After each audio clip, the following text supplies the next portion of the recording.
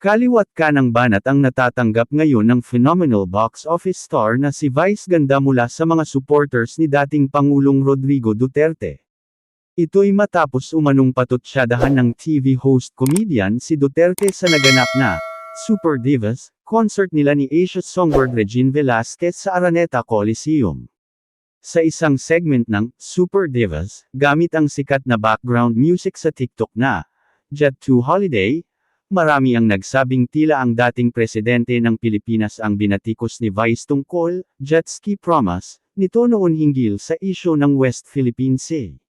May hirit din ang kapamilya superstar patungkol sa The Hague at ICC, kung saan nakadetain ngayon si Duterte dahil umano sa mga nagawang niyang crimes against humanity. Ginaya rin daw ng komedyante ang dating Pangulo sa pamamagitan ng malutong na pagmumura na pak sa audience. Nothing beats a jet to holiday, right now from Manila to the West Philippine Sea via jet ski. Get unlimited water bombing from Chinese vessels and a free trip to The Hague by the ICC. Promo applies to DDS only. Pinklawans and BBMs are prohibited.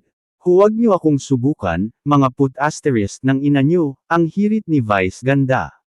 Pero kung ikinatuwa ng mga fans ni Vice ang kanyang pa-under sa concert nila ni Regine, marami rin ang nabwisit at nabadtrip lalo na ang mga taga-suporta ni Duterte o mas kilala sa tawag na DDS.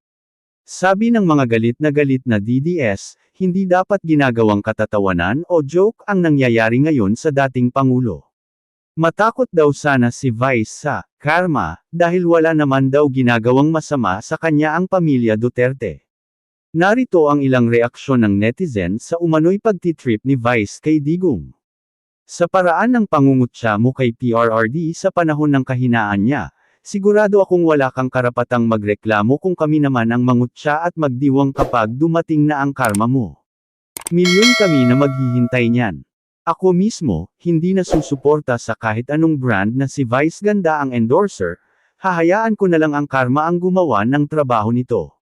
Sabi nga sa third law of motion, sa bawat kilos ay may katumbas at kabaligtarang reaksyon. Kung ano ang itinanam, siya ring aanihin. Hintayin mo lang, Vice, ang panahon mo. Kumakain ng popcorn habang naghihintay ng malupit na kaganapan. Tatanda ka rin, Vice Ganda. Umiikot ang mundo. Darating din ang araw, tayo naman ang babawi sa kanya, kahit ang kabayo ay tumatanda. Beach. May araw rin yan. Non-negotiable yan for USDDs.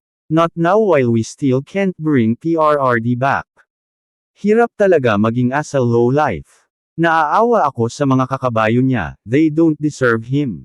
Bukas ang bandera sa magiging pahayag at paliwanag ni Vice hinggil sa isyung ito pati na rin sa pamilya Duterte.